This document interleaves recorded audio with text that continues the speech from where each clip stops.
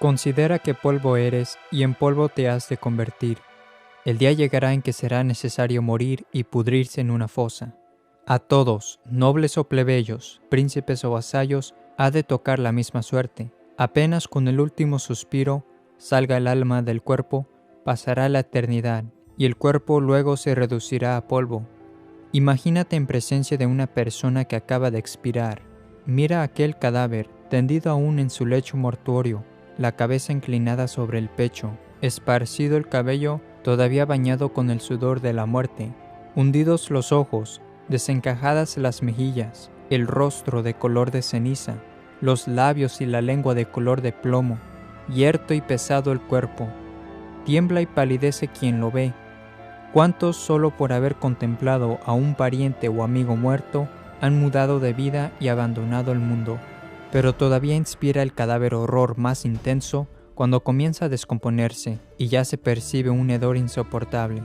Hay que abrir las ventanas y quemar perfumes y procurar que pronto lleven al difunto a la iglesia o al cementerio y que le entierren enseguida para que no infisione toda la casa.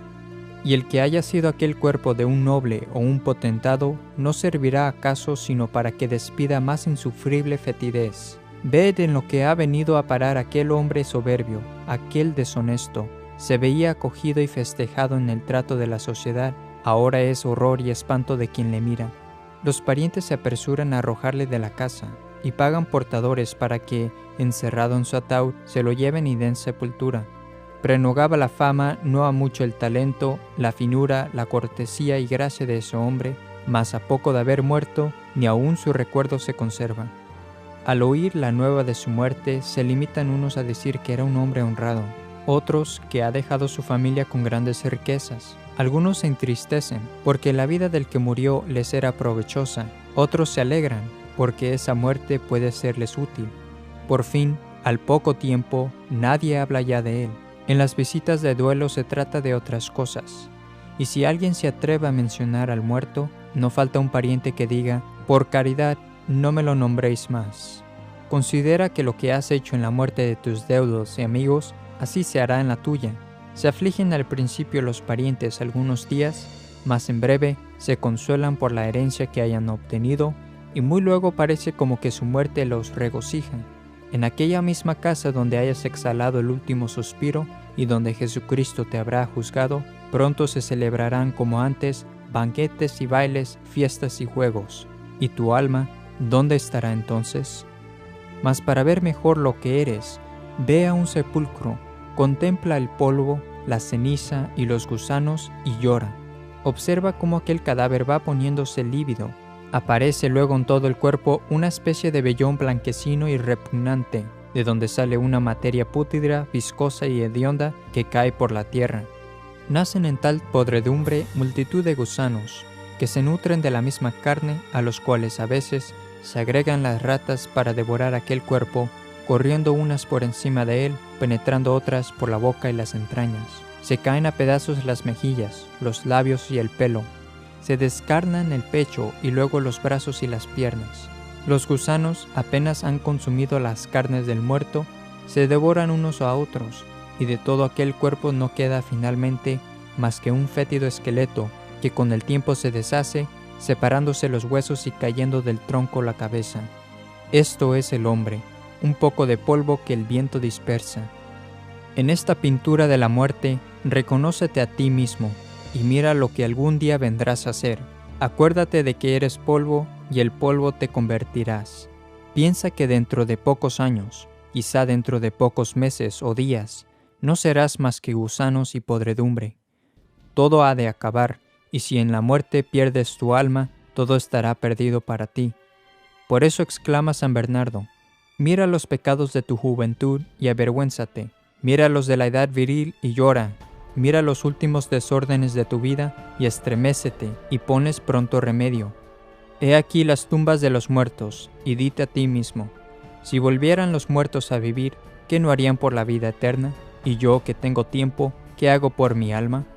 Llaman los mundanos feliz solamente a quien goza de los bienes de este mundo, honras, placeres y riquezas. Pero la muerte acaba con toda esta aventura terrenal.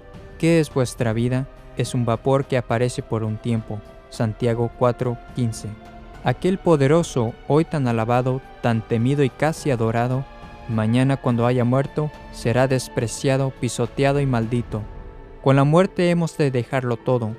Una vez puesto en la fosa el cadáver del príncipe, se deshacen sus carnes y no quedan los restos mortales señal alguna que los distinga de los demás.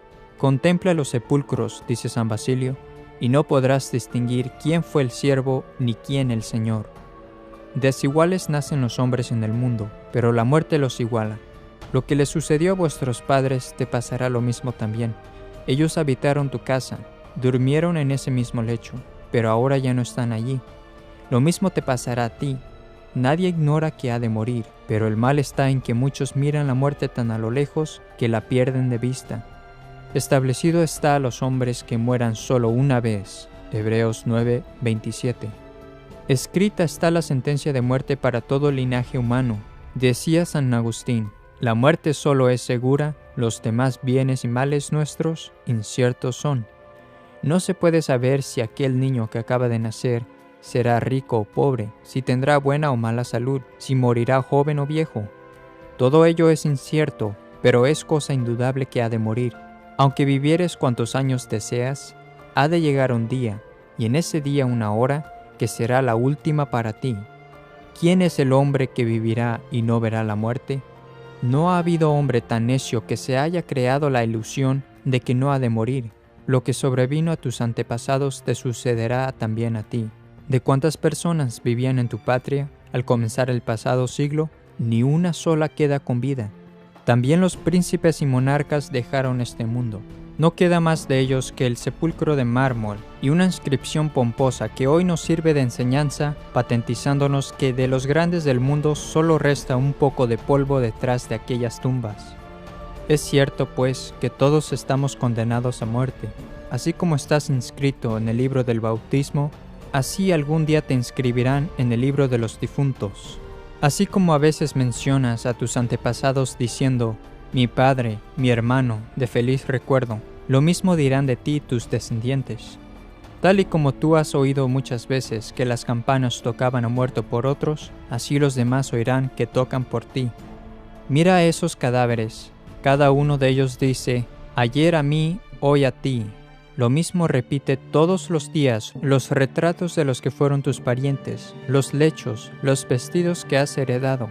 Gentes nuevas pueblan, en cada siglo, casas, plazas y ciudades. Los antecesores están en la tumba.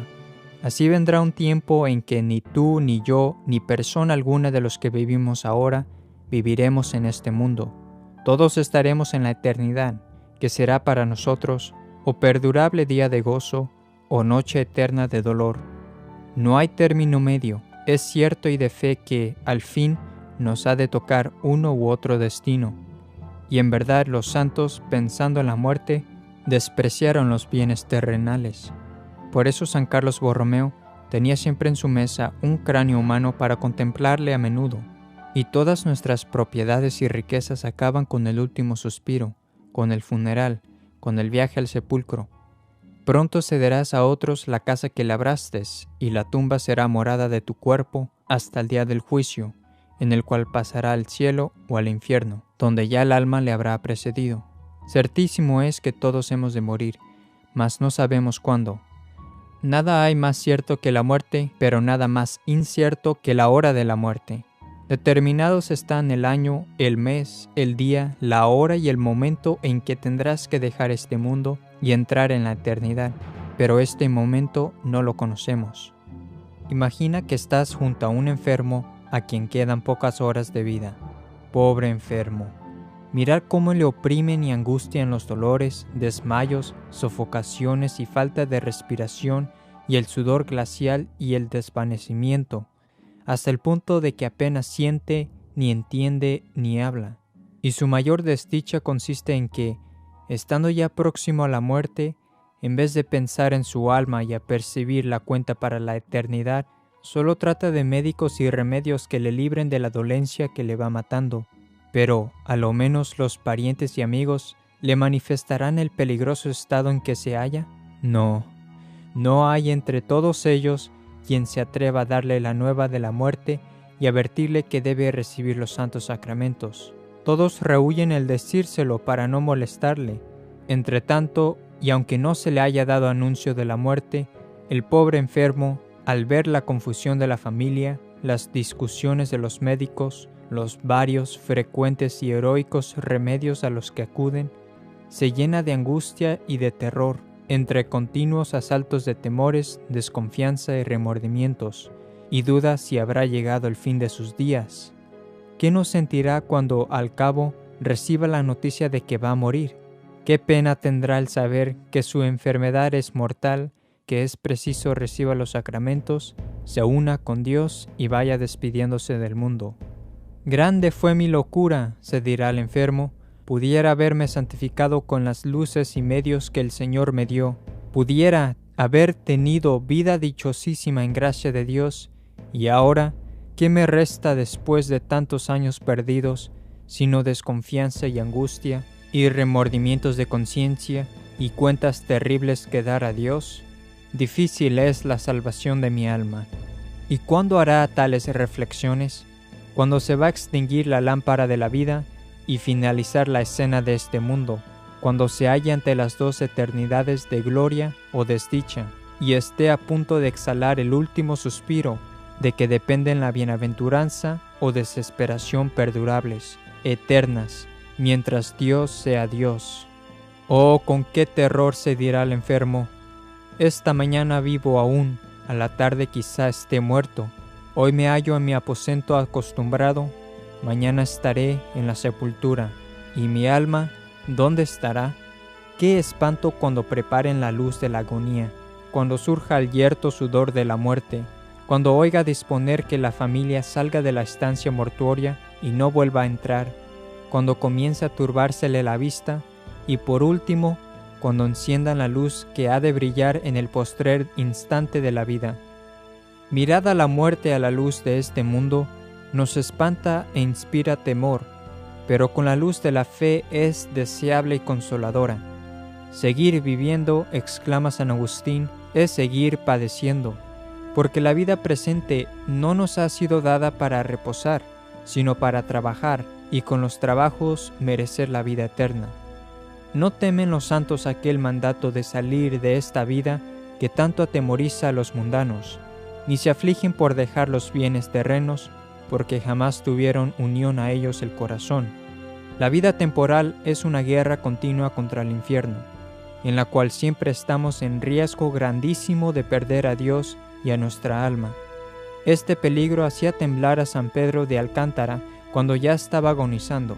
Apartaos, hermano mío, dirigiéndose a un religioso que, al socorrerle, le tocaba con veneración. Apartaos, pues vivo todavía, y aún hay peligro de que me condene. Por eso mismo se regocijaba Santa Teresa cada vez que oía sonar la hora del reloj, alegrándose de que ya hubiese pasado otra hora de combate, porque decía: puedo pecar y perder a Dios en cada instante de mi vida. Singular consuelo darán entonces los recuerdos de la devoción a la Madre de Dios, de los rosarios y visitas, de los ayunos en el sábado para honra de la Virgen y otros actos de piedad hacia ella. Virgen fiel le llamamos a María, y en verdad, fidelísima se muestra para consolar a sus devotos en su última hora. Un moribundo que había sido devotísimo de la Virgen decía: no puede imaginarse cuánto consuelo trae en la hora de la muerte el haber sido devoto a la Santísima Virgen. Si supiera qué regocijo siento por haberle servido a esta Madre mía, ni sé cómo explicarlo. San Buenaventura dijo: el que se olvide del servicio de la Santísima Virgen morirá en sus pecados. El que no te invoque, oh Señora, nunca llegará al cielo.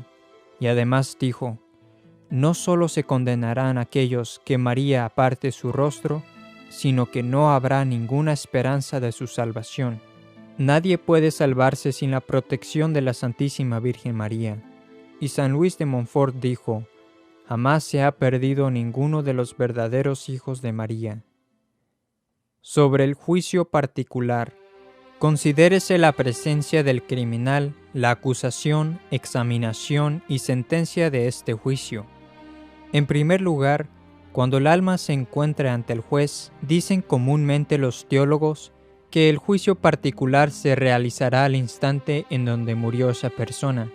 Allí, en ese mismo lugar, donde el alma es separada del cuerpo, será juzgada por nuestro Señor Jesucristo. A veces los criminales, cuando están ante los jueces de la tierra, les causan un sudor glacial por miedo.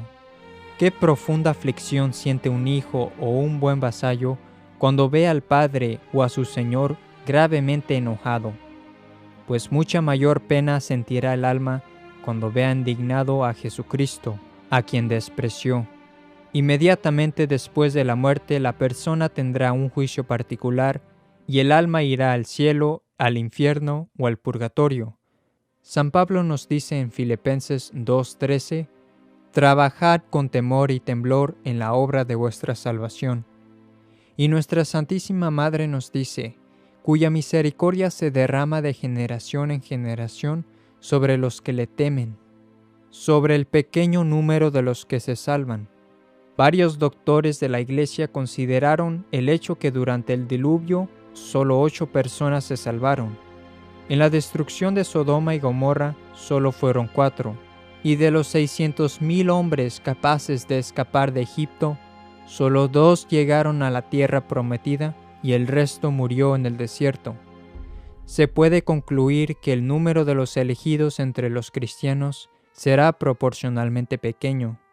He aquí algunas enseñanzas de los padres, doctores y santos de la Iglesia, tocante al tema del destino de las personas. Es de lo cierto que pocos se salvan, dice San Agustín. La mayoría de las personas no verá a Dios, comenta San Justino Mártir. Los que se salvarán están en la minoría, añade Santo Tomás de Aquino. La mayor parte de los hombres eligen la condenación en vez de amar a Dios Todopoderoso, dice San Alfonso. Solo hay unos pocos salvos entre los adultos porque muchos cometen pecados de la carne. Excluyendo a los que mueren en la niñez, la mayoría de los adultos se condenarán, declara San Remigio de Reims. De 100,000 personas que han llevado mala vida, encontrarás apenas una que sea digna de indulgencia, comenta San Jerónimo. Para quien muere fuera de la Iglesia Católica, su fin será el infierno.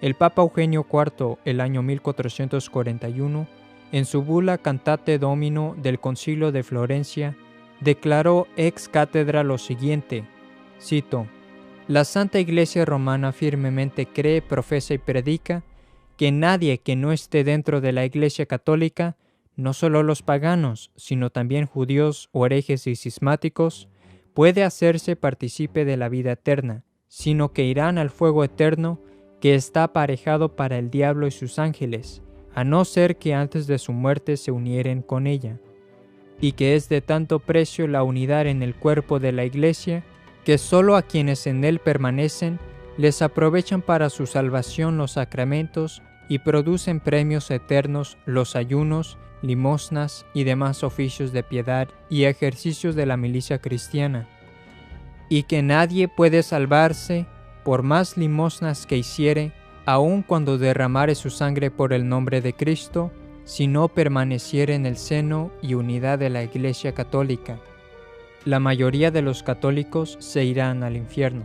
Dijo una vez la beata Ana María Taigi que la mayoría de los cristianos de hoy se condenarán. De los que mueren en un día son tan pocos los que van directo al cielo, ni siquiera 10 personas. Muchos se quedan en el purgatorio, y los que son arrojados al infierno son tan numerosos como los copos de nieve en pleno invierno. ¿Por qué la mayoría de los católicos se van al infierno? Son las confesiones mal hechas las que condenan a la mayoría de los cristianos, responde Santa Teresa de Ávila. La mayoría de los sacerdotes se van al infierno. No estoy hablando con ligereza, sino como lo concibo y creo. No creo que se salven muchos sacerdotes, digo que los que se condenan son muy numerosos, dice San Juan Crisóstomo. San Vicente de Pau dice, tiemblo cuando me pongo a pensar en las almas que viven constantemente en estado de condenación. También se pueden ir al infierno los niños y jóvenes. San Gregorio Magno relata de un niño de 5 años de edad que, llegado al uso de la razón, fue poseído por un demonio por decir una blasfemia y por lo tanto fue arrojado al infierno. Había otro niño de 8 años de edad que murió después de haber cometido su primer pecado y ahora está perdido para siempre. La Santísima Madre de Dios le reveló al gran siervo de Dios, Benedicto de Florencia, que una niña de 12 años se condenó después de cometer su primer pecado. La descripción más gráfica del infierno fue dada por Nuestra Señora de Fátima a los 3 pastorcitos de Portugal en 1917. Los niños dijeron que vieron lo siguiente. Al decir estas últimas palabras, Nuestra Señora abrió de nuevo las manos como en los 2 meses anteriores. El reflejo de luz que ellas irradiaban pareció penetrar la tierra y vimos como un gran mar de fuego y sumergidos en ese fuego a los demonios y las almas como si fuesen brasas transparentes y negras o bronceadas, con forma humana, que flotaban en el incendio llevadas por las llamas que de ellas mismas salían, juntamente con nubes de humo, cayendo hacia todos lados, semejante al caer las chispas en los grandes incendios, sin peso ni equilibrio, entre gritos y gemidos de dolor y desesperación que horrorizaban y hacían estremecer de pavor. Los demonios se distinguían por formas horribles y asquerosas de animales espantosos y desconocidos, pero transparentes como negros carbones en brasa. Aterrorizados levantamos la mirada hacia Nuestra Señora, quien nos dijo con bondad y tristeza: «Visteis el infierno a donde van las almas de los pobres pecadores. Para salvarlas, Dios quiere establecer en el mundo la devoción a mi Inmaculado Corazón». Nuestra Señora de Fátima nos dijo: «La mayoría de las almas se van al infierno más por los pecados de la carne que por cualquier otro pecado». También declaró: «Muchos matrimonios no son buenos, no son agradables a nuestro Señor y no son de Dios». La hermana Lucía de Fátima declaró: «Teniendo en cuenta el comportamiento de la humanidad, solo una pequeña parte de la humanidad se salvará». Lucía nos relata de una conversación que tuvo con Jacinta. Lucía encontró a Jacinta sentada sola, quieta y muy pensativa, con la mirada perdida. «¿En qué piensas, Jacinta?» «De la guerra que está por venir, tantas personas que morirán y casi todas irán al infierno». Nuestro Señor nos dice que son pocos los que se salvan. «Señor, ¿son pocos los que se salvan?». Él en respuesta dijo a los oyentes: «Esforzaos a entrar por la puerta estrecha, porque os aseguro que muchos serán los que busquen entrar y no podrán». Lucas 13:23. Entrad por la puerta estrecha, porque ancha es la puerta y espaciosa la senda que lleva a la perdición, y son muchos los que por ella entran. Qué estrecha es la puerta y qué angosta la senda que lleva a la vida, y cuán pocos los que dan con ella. Mateo 7:13. La primera epístola de San Pedro, capítulo 4, 18, dice que si el justo a duras penas se salvará, ¿a dónde irán el impío y el pecador? No es tanto que Dios no ame al hombre, sino que el hombre no ama a Dios. El motivo de la condenación no será tanto por lo que hicieron los hombres, sino más bien por lo que fallaron en hacer. No será tanto porque fueron malos, sino más bien será porque no fueron lo suficientemente buenos. Sobre el juicio final. Primero representaremos la resurrección del justo y después la del condenado. Sonando solemnemente la trompeta, las almas de los justos bajarán del cielo acompañados por sus ángeles custodios, a donde luego se dirigirán en el lugar donde fueron enterrados sus cuerpos. Se abrirán las tumbas y en ellas se verán acostados los cuerpos, incorruptos y sin vida. Ahí descansarán los cuerpos de todo hombre de buena voluntad, como si estuvieran dormidos. He aquí, por el poder de Dios, el cuerpo se reunirá con el alma, y en ese instante regresará la vida. Qué asombro tendrá el cuerpo cuando se encuentre nuevamente con vida, lleno de gran hermosura. El alma y cuerpo se saludarán con cariño y se abrazarán con afecto y gran emoción. El alma le hablará de esta manera al cuerpo: ¿Cómo he querido ver llegar este día? Yo ahora te llevaré a las regiones de la bienaventuranza celestial para que los dos gocemos para siempre. De esta manera, el cuerpo y alma se regocijarán con una satisfacción inexpresable. Desde luego los ángeles custodios felicitarán a estos seres benditos y se regocijarán con ellos de su gozosa resurrección. En todos los cementerios y en cualquier lugar donde se hayan enterradas las personas, primero resucitarán los bienaventurados con resplandecientes cuerpos gloriosos. Las palabras de Jesucristo dicen: no tenéis que admiraros de esto, pues vendrá tiempo en que todos los que están en los sepulcros oirán la voz del Hijo de Dios, y saldrán los que hicieren buenas obras a resucitar para la vida, pero los que las hicieron malas resucitarán para ser condenados. Y como en cada cementerio hay muchas personas que resucitarán, y entre ellos un número considerable serán buenos y justos, imagínense qué placer se tendrá de poder verse de nuevo, vestidos de cuerpos brillantes y gloriosos. Una vez terminada la resurrección de los justos, vendrá inmediatamente la de los impíos. ¡Ay, pero qué diferente será! En cada sepultura todas las almas condenadas llegarán a las sepulturas de sus cuerpos, y se verán obligadas a resucitarlos y reunirse a ellos, pero lo harán con gran resistencia y repugnancia. Cuando el alma vea su propio cuerpo, querrá alejarse de él con una gran repulsión, porque el cuerpo será tan horrible que el alma sentirá que mejor sería irse directamente al infierno que unirse de nuevo con él, pues los cuerpos de los condenados se parecerán más a los demonios que a los hombres, serán tan espantosos, tan asquerosos, tan ofensivos. Sin embargo, aunque se resista y se oponga, el alma deberá reunirse a su cuerpo, ahora tan horrible. Así lo deberá hacer, porque Dios la obligará a hacerlo. Luego el alma dirá: «Oh maldito cuerpo, ya por varios cientos de años he tenido que padecer los tormentos del infierno, y ahora tú debes regresar conmigo al infierno eterno. Vos tenéis la culpa por toda mi desgracia. Yo os di buenos consejos, pero no quisisteis seguirlos. Por lo tanto, ahora estáis condenado para siempre. ¡Ay de mí, alma infeliz que soy! ¡Ay de mí, ahora y para siempre!»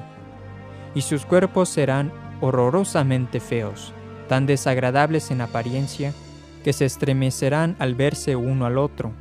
¿Quién puede describir el llanto que prevalecerá entre estos seres desgraciados?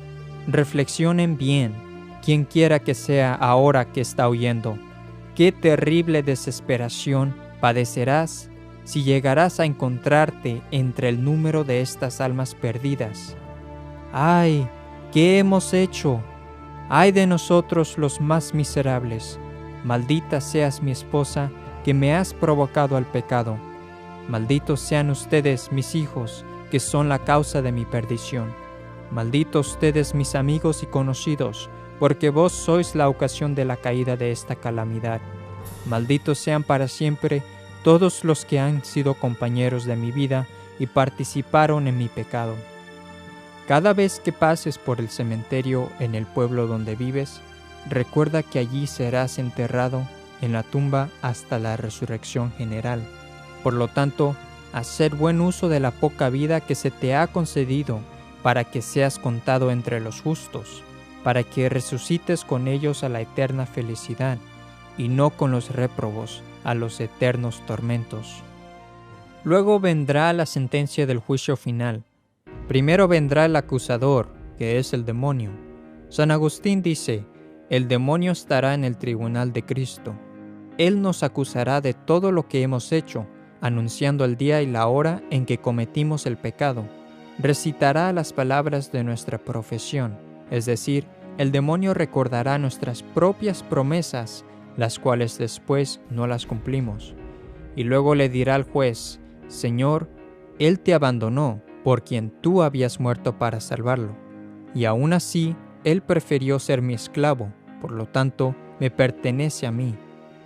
Llegada la hora de la sentencia, Jesucristo le dirá a los elegidos aquellas dulces palabras: «Venid benditos de mi Padre, poseer el reino que os está preparado desde el principio del mundo. Cuando San Francisco de Asís supo por revelación que estaba predestinado, sintió altísimo e inefable consuelo.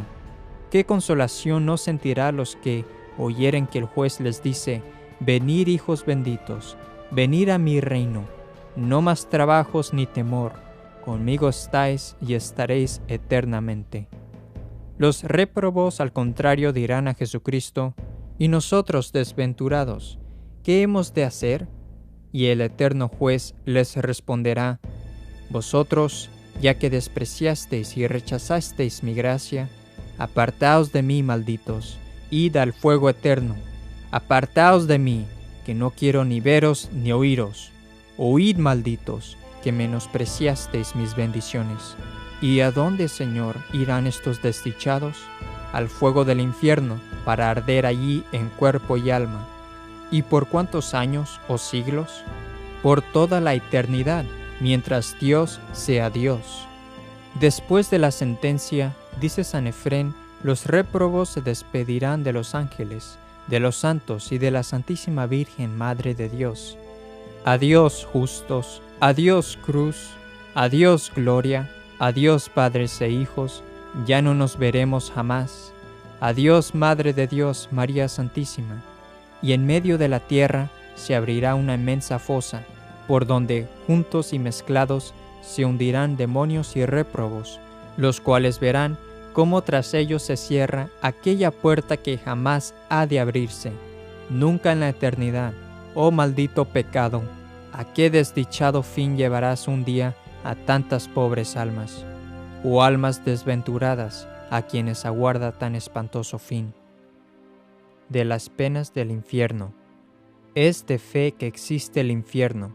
En el centro de la tierra se encuentra esta prisión destinada para castigar a los que se rebelan contra Dios. ¿Qué es, pues, el infierno?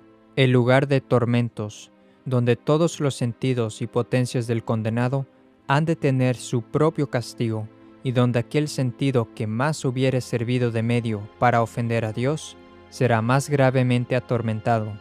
Digno de profunda compasión sería el hombre infeliz que pasara 40 o 50 años de su vida encerrado en un tenebroso y estrecho calabozo.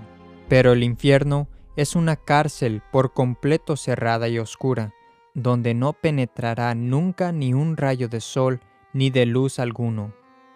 El olfato padecerá su propio tormento. Leemos en la vida de San Martín que el maligno se le apareció en una ocasión y que la fetidez que llenaba el cuarto causaba tanta angustia que se dijo el santo: si un solo demonio tiene un olor tan desagradable, ¿qué será la fetidez en el infierno, donde hay miles y miles de demonios todos juntos? Allí, dice Santo Tomás, la compañía de otros desdichados no alivia, antes acrecienta la común desventura. Mucho más penarán, sin duda, por la fetidez asquerosa, por los lamentos de aquella desesperada muchedumbre y por la estrechez en que se hallarán amontonados y oprimidos, como ovejas en tiempo de invierno, como uvas prensadas en el lagar de la ira de Dios. Padecerán asimismo el tormento de la inmovilidad, tal como caiga el condenado en el infierno, así ha de padecer inmóvil, sin que le sea dado cambiar de sitio, ni mover mano ni pie mientras Dios sea Dios. Será atormentado el oído con los continuos lamentos y voces de aquellos pobres desesperados, y por el horroroso estruendo que los demonios moverán. Huye a menudo de nosotros el sueño cuando oímos cerca gemidos de enfermos, llanto de niños o ladrido de algún perro. Infelices réprobos, que han de oír forzosamente por toda la eternidad los gritos pavorosos de todos los condenados. Sabemos que los hombres a menudo pecan contra la templanza, satisfaciéndose golosamente en los alimentos y bebidas. Por lo tanto, Dios ha designado una pena severa por este pecado en el mundo venidero. Cristo anunció, de hecho, en las palabras: «Ay de ustedes que estáis saciados, porque tendréis hambre». Lucas 6:25. Es imposible que nosotros nos formemos una idea real de los dolores del hambre, porque nunca los hemos sufrido. Si por una jornada completa no tuvieras nada que comer, el tiempo te parecerá muy largo y desearás mucho la comida. Y si te privaras de cualquier alimento por 2 o 3 días, qué miseria sería. Pero si un hombre no tiene nada que comer durante una sola semana y fuere dejado víctima del hambre, ¿qué sería de él? Además del hambre que sufrirán los condenados, sufrirán también la sed más ardiente que está más allá del poder de las palabras para describir. Cada uno sabe lo terrible que son los sufrimientos causados por la sed. Son simplemente insoportables. Los que son invadidos por la sed beben de las fuentes más impuras, y si nada se puede obtener para saciar su sed, el resultado es una persistente y dolorosa muerte. La sed sufrida por los condenados es infinitamente peor, más intensa, más dolorosa que cualquier sed que hayáis experimentado en la tierra. Si un hombre mortal lo pudiera concebir, aunque sea por un breve tiempo, se desmayaría y moriría de inmediato. Nunca hay pausa ni descanso para los condenados. Son lanzados de un tormento a otro sin cesar. Esto ocasiona la sed, pero el calor del fuego del infierno, donde arden día y noche por los siglos de los siglos, es la causa principal que de la sed insoportable los consume. Sumergidos en llamas de fuego, nunca obtendrán el refresco del agua. Qué grande debe ser la sed que padecen. Escuchad la súplica de un alma condenada que implora fervorosamente el don de una sola gota de agua. Padre Abraham, compadécete de mí y envía a Lázaro que moje la extremidad de su dedo en agua para refrescar mi lengua, porque soy atormentado en esta llama. Dios tan misericordioso, te pido solo agua, pido una sola gota de agua para dar breve alivio a mi lengua ardiente. Tú que no rechazáis una petición tan moderada, tú quien eres alabado por las criaturas por ser la bondad misma. Pero esta súplica es vana. Dios da el oído sordo a la voz de sus súplicas. Ni una sola gota de agua se les dará para mitigar sus sufrimientos. Porque para aplacar el sufrimiento insoportable del hambre, se cuenta que ha habido personas que se han devorado todo lo que pueden poner en sus manos, sean hierbas, hojas, animales inmundos y repugnantes. Más aún, ha habido hombres que incluso se han obligado a alimentarse de la carne de sus semejantes, las madres sacrificando sus hijos, y algunos hasta han comido su propia carne. Arrastran una existencia prolongada hasta que se consumen todas sus fuerzas y por último, a través de la tortura del hambre, pierden sus sentidos, rugiendo y llorando y gruñendo, muriendo así con la muerte más miserable.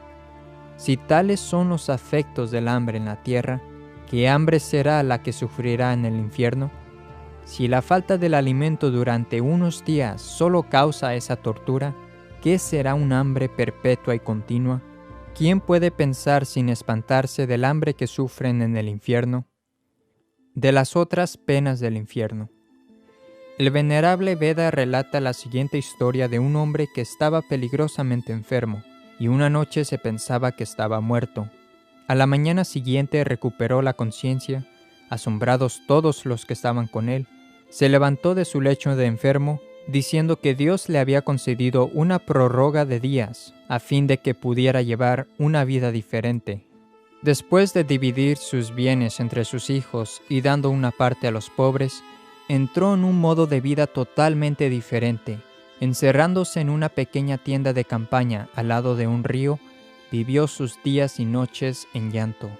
En invierno se sumergía en las aguas heladas del río hasta el cuello y a continuación, con escalofríos y entumecido por el frío, se sumergía en agua caliente, causándole una gran agonía que no pudo aguantar el no llorar. Cuando se le preguntó por qué era así su extraña conducta y cómo podría soportar los bruscos cambios de un calor intenso al frío extremo, él respondió: «He visto cosas peores que eso». «¿Qué visteis?», le preguntaron, y él respondió: «He visto cómo los infelices en el otro mundo son echados de un incendio consumidor a un frío helado, y del frío helado a las llamas ardientes. Cuando me doy cuenta de lo que tienen que soportar, mis leves penas parecen que son nada». Esta historia, relatada por un santo conocido como el Venerable Beda, nos muestra de hecho lo terrible que son los tormentos del infierno. Del humo del infierno. En esta horrible oscuridad, los condenados se encuentran indefensos como los ciegos o como los que han perdido cruelmente sus ojos. No ven nada, pues el humo arde en sus ojos y los humos tóxicos de azufre destruyen la vista. Sabemos cuán denso es el humo relatado por San Juan en el Apocalipsis 14:11. Sabéis qué desagradable es el humo que pica en los ojos y las fosas nasales. De hecho, nadie puede permanecer en él por 15 minutos sin sofocarse y quedarse medio ciego. Si esto es así en la tierra, ¿cómo será en el infierno? Aún en este mundo el suplicio del fuego es el más terrible de todos, mas hay tal diferencia entre las llamas de la tierra y las del infierno, que, según dice San Vicente Ferrer, en comparación de aquellas, las nuestras son como si fueran de hielo. Y la razón de esto consiste en que el fuego terrenal fue creado para utilidad nuestra, pero el del infierno fue hecho solo para castigar. El réprobo estará dentro de las llamas, rodeado de ellas por todas partes, como leña en el horno. Tendrán abismos de fuego bajo sus pies, inmensas masas de fuego sobre su cabeza y alrededor de sí. Cuanto vea, toque o respire, fuego ha de respirar, tocar y ver. Sumergido estará en el fuego como el pez en el agua. Y esas llamas no solo se hallarán alrededor del réprobo, sino que penetrarán dentro de él, en sus mismas entrañas, para atormentarle. El cuerpo será una pura llama, arderá el corazón en el pecho, las vísceras en el vientre, el cerebro en la cabeza, en las venas la sangre, la médula en los huesos. Todo condenado se convertirá en un horno ardiente. Hay personas que no aguantan el pavimento caliente por los rayos del sol, o ni siquiera acercarse junto a un fuego encendido encerrado en una hacienda, ni pueden resistir una chispa que les salte de la lumbre. Mas estos mismos ni siquiera temen aquel fuego que devora. Así como una fiera devora a un tierno corderillo, así las llamas del infierno devorarán al condenado, le devorarán sin darle muerte. En el infierno no hay esperanza, ni verdadera ni falsa. El desventurado verá siempre ante sí escrita su sentencia, obligándolo a lamentarse perpetuamente en aquella cárcel de dolores. El réprobo no solo padece lo que ha de padecer en cada instante, sino en todo momento la pena de la eternidad. Lo que ahora padezco, dirá, he de padecerlo para siempre.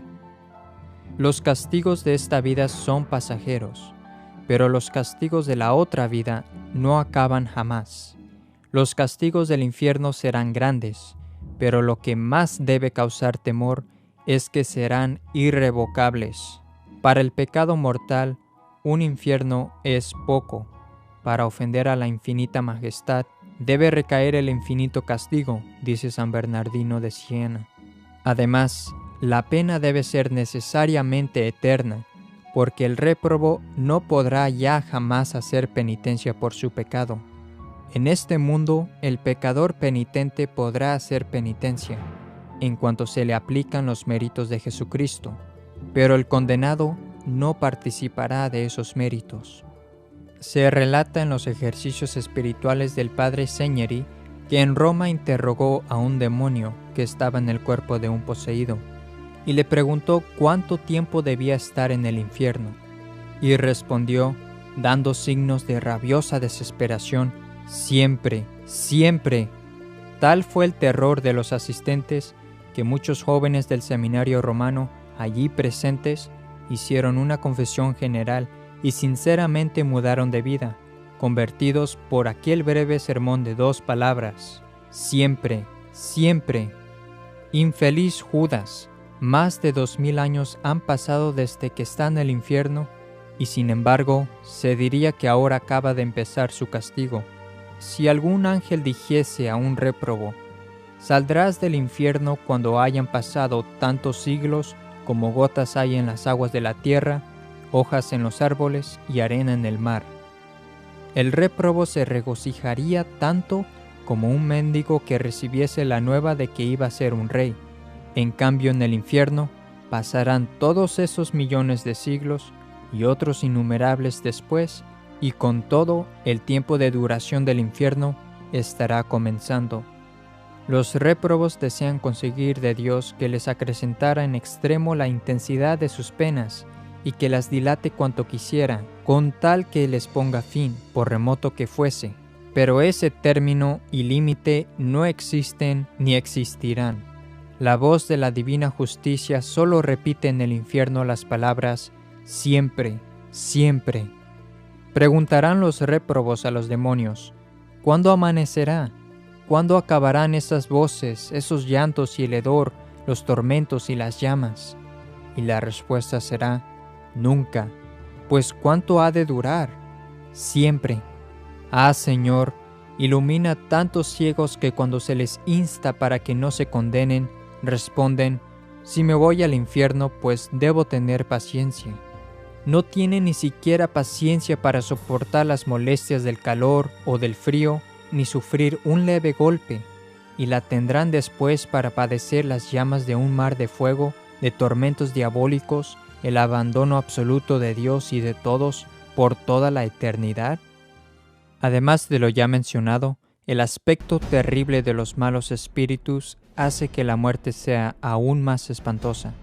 Es de la opinión de muchos de los padres que cada uno cuando muera verá al maligno. ¡Qué terrible será! Y qué terror debe inspirar a los moribundos, excediendo el poder de las palabras para describirlo.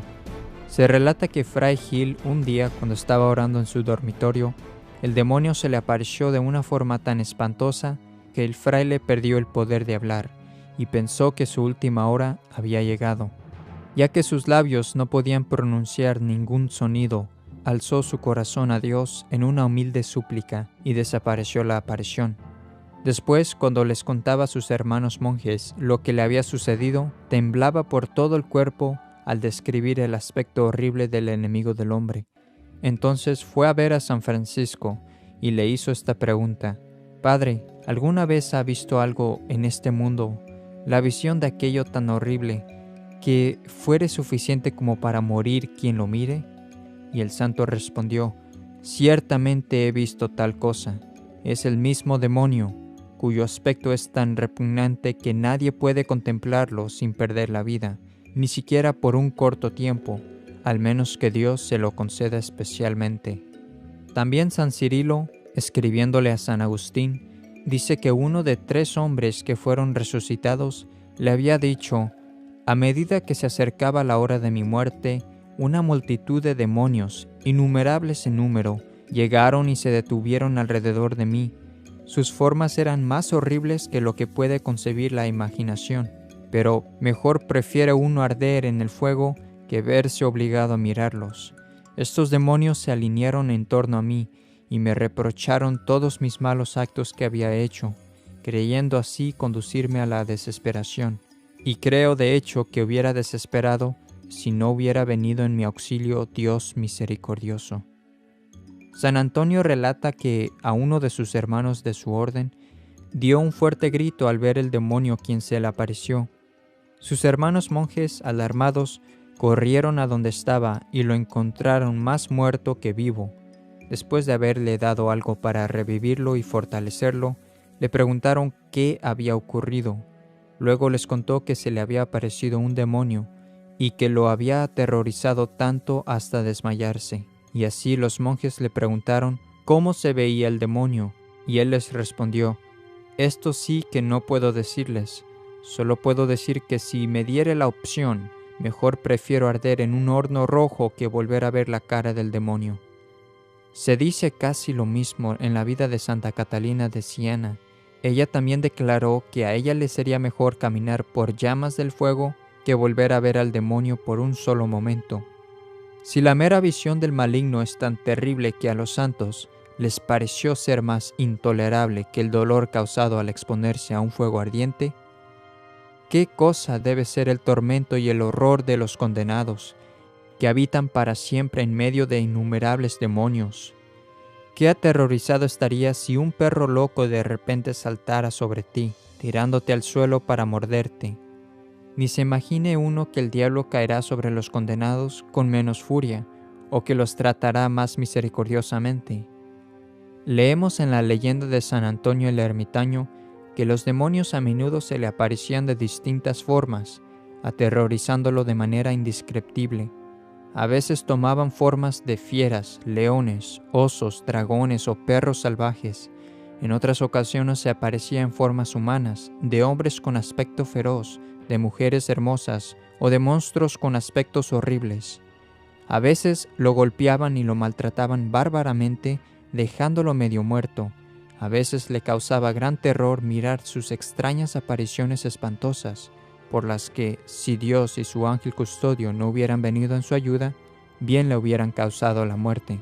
Ahora bien, si todo esto fue hecho a un hombre santo, a quien no podían tocar ni tenían poder sobre él, ¿qué no harán en el infierno los pecadores impíos que están completamente a su merced? Nadie puede imaginarse de qué nuevos terrores y tormentos estos espíritus del infierno se las ingeniarán para golpear a los condenados y derramar sobre ellos su malicia diabólica. Algunos se consuelan pensando, en todo caso tendremos a nuestros semejantes con nosotros en el infierno, no estaremos solos. Cuidado con engañarse con este falso consuelo. Cada alma condenada preferirá mejor estar sola en el infierno que tener esa opción. Y así como en la tierra es muy difícil verse obligado a vivir con un enemigo que bien nos puede hacer toda clase de daño, de tal manera no es tormento leve estar continuamente con miles de personas quienes odian y detestan a todo desde lo profundo de su corazón. Hasta vuestro padre y madre, vuestra esposa e hijos, vuestros hermanos y hermanas, vuestros amigos y familiares, serán todos en el infierno vuestros enemigos declarados, y en vez de mostrarte gratitud, ellos solo buscarán la manera de cómo perjudicarte. San Juan Crisóstomo dice, yo sé que muchas personas solo temen el infierno por los dolores, pero la pérdida de la gloria celestial es una fuente de dolor mucho más amarga que todos los tormentos del infierno. El mismo maligno se vio obligado a reconocer esto, como se lee en las narraciones del beato Jordán, a la vez general de la orden domínica, pues cuando Jordán le preguntó a Satanás, en la persona de uno que estaba poseído, cuál era el tormento principal del infierno, le respondió, el ser excluido de la presencia de Dios. ¿Acaso es tan bello ver a Dios?, preguntó Jordán. Y el demonio le respondió que en realidad él era muy bello, y siguió interrogándole, ¿qué tan grande es su belleza? «¡Qué tonto eres en hacerme dicha pregunta!», respondió el demonio. «¿Es que no sabéis que su belleza no tiene comparación?». Continuó Jordán, «Por lo menos dame una idea profunda de la belleza divina». Entonces Satanás dijo, «Imagínate una esfera de cristal 1000 veces más brillante que el sol, en donde se combina la belleza de todos los colores del arco iris, la fragancia de cada flor, la dulzura de todos los sabores deliciosos, la suntuosidad de cada piedra preciosa, la bondad de los hombres y el atractivo de todos los ángeles. ¿Cuán bello y valioso sería este cristal? En comparación con la belleza divina, ese cristal sería horrible e impuro». «Y dime», preguntó el buen monje, «¿qué harías por ser admitido a la visión de Dios?». Y el demonio le respondió, «Si hubiera una columna que se alzara desde la tierra al cielo, llena de puntas afiladas y de clavos y ganchos, aceptaría con mucho gusto ser arrastrado hacia arriba y hacia abajo en esa columna a partir de ahora hasta el día del juicio, con tal que se me concediera el ver el rostro divino por unos breves momentos». ¿Te puedes imaginar lo que será la eternidad o cuál será su duración? La eternidad es algo que no tiene principio ni fin. Es un tiempo que siempre está en el presente y nunca pasará. Por lo tanto, los tormentos del condenado nunca terminarán, nunca pasarán. Cuando hayan pasado 1000 años, otros 1000 comenzarán, y así para siempre. Ninguno de los condenados pueden calcular cuánto tiempo han estado en el infierno, porque no hay sucesión de día ni de noche, no hay división de tiempo, sino una noche continua y eterna desde el primer momento de su entrada para siempre. El condenado estaría feliz le daría gracias a Dios si pudiera esperar después de ser atormentado por millones y millones de años y al final ser liberado de su miseria. Pero no hay ninguna esperanza de ser liberados de las penas del infierno. Tal vez se pueda deducir que los condenados se acostumbrarán a sus tormentos y a la larga llegarán a ser insensibles y casi indiferentes ante ellos. Esto nunca será así. El condenado sentirá su tortura en toda su extensión y siempre en el mismo grado. Cada uno en el infierno sentirá sus sufrimientos ahora tan extremadamente como en su primera hora de su condenación, y continuará sintiendo sin perder su extremidad después que hayan pasado miles y miles de años. El alma en el infierno, perseguida por terribles dolores, busca por todas partes un cierto alivio, alguna palabra de consuelo, pero ni siquiera recibirá una mirada de simpatía, puesto que estará rodeada por crueles demonios y enemigos detestables. No encontrando ninguna compasión en ese lugar, levantará sus ojos al cielo y lo verá tan hermoso, tan encantador, tan atractivo, tan lleno de verdadera felicidad. Recordará que fue creada y destinada para gozar su felicidad, y ahora, en medio de sus penas más horribles, anhela por sus delicias y con un deseo aún más indescriptible, y hace todo esfuerzo extraordinario para ir allí, pero no puede dejar su lugar de tormento. Nadie en el cielo la toma en cuenta. El alma ve el trono que Dios, en su bondad, le había preparado, y ahora está ocupado por otra. Ya no hay lugar para ella en el cielo. Podrá ver a algunos de sus familiares, a sus compañeros y conocidos, pero no le harán caso. Contemplará a todos los elegidos en el cielo, llenos de gozo y de alegría. El alma condenada invocará inútilmente a los santos, a la Santísima Virgen y al mismo nuestro Divino Salvador. Se sentirá atraída hacia Dios por un impulso irresistible y entenderá que solo Dios puede satisfacer su sed por el placer y por aquello que la haría feliz. Ella aspirará a verlo y gozarlo.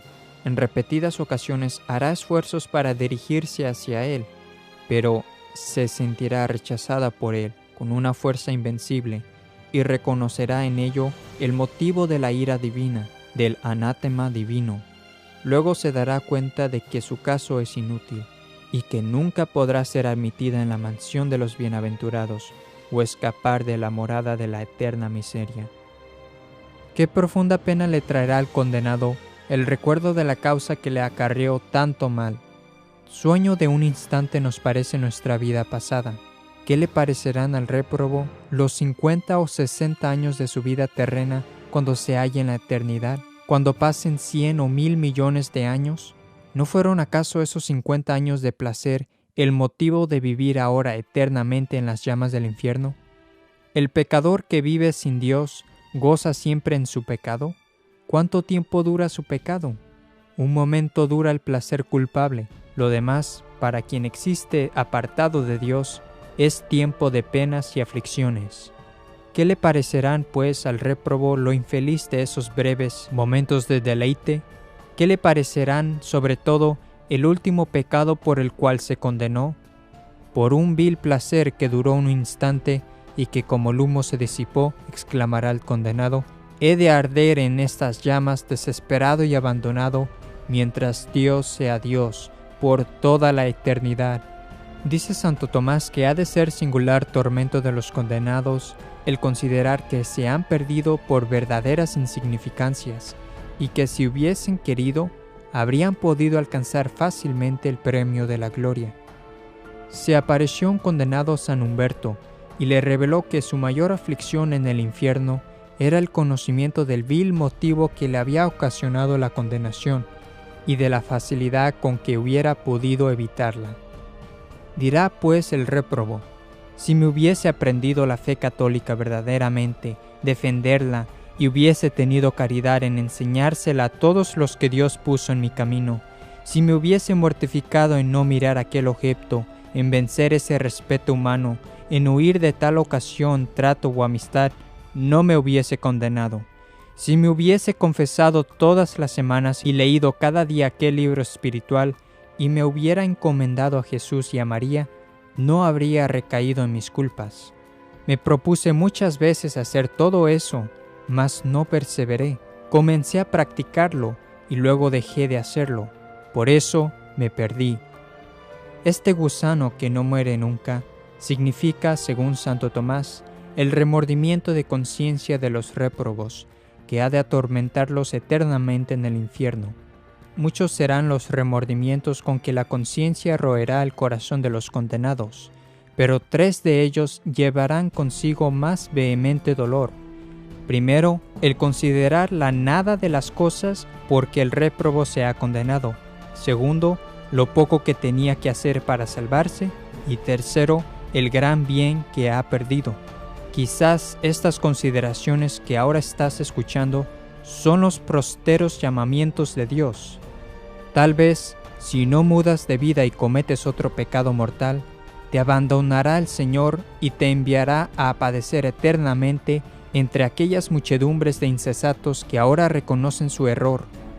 Cuando el enemigo te induzca a pecar, piensa en el infierno y acude a Dios y a la Virgen Santísima. La idea del infierno podrá liberarte del infierno mismo.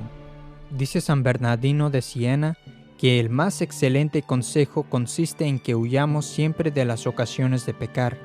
Entre los consejos de Cristo hay uno que es el más célebre, que es como el fundamento de la religión, en cual consiste en evitar las ocasiones de pecado.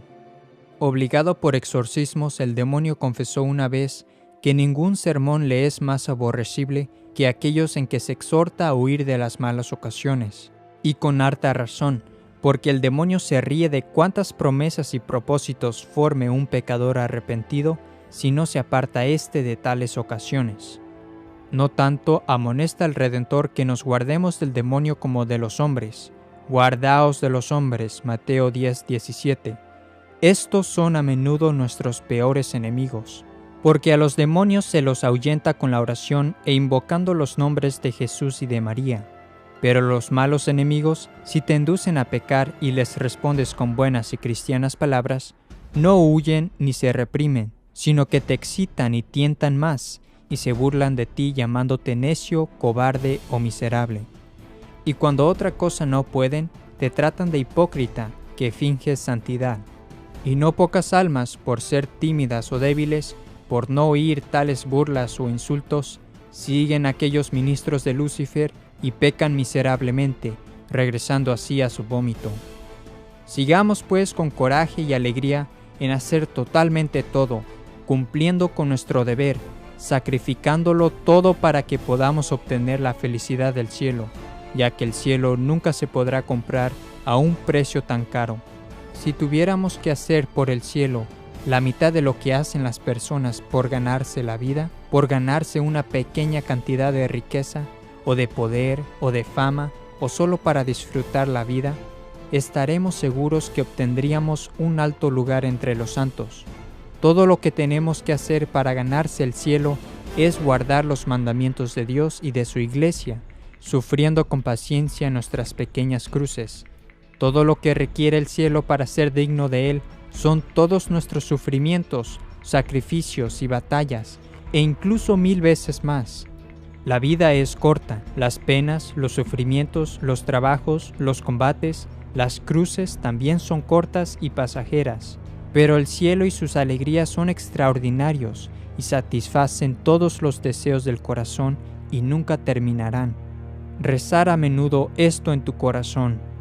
Oh compasivo Señor Jesucristo, te suplico por el bien de tu amarga pasión y muerte, y por el juicio final en la que has de ser el juez de todo el mundo, me concedas la gracia de vivir de la manera en que podamos resucitar con alegría y no con vergüenza. Amén.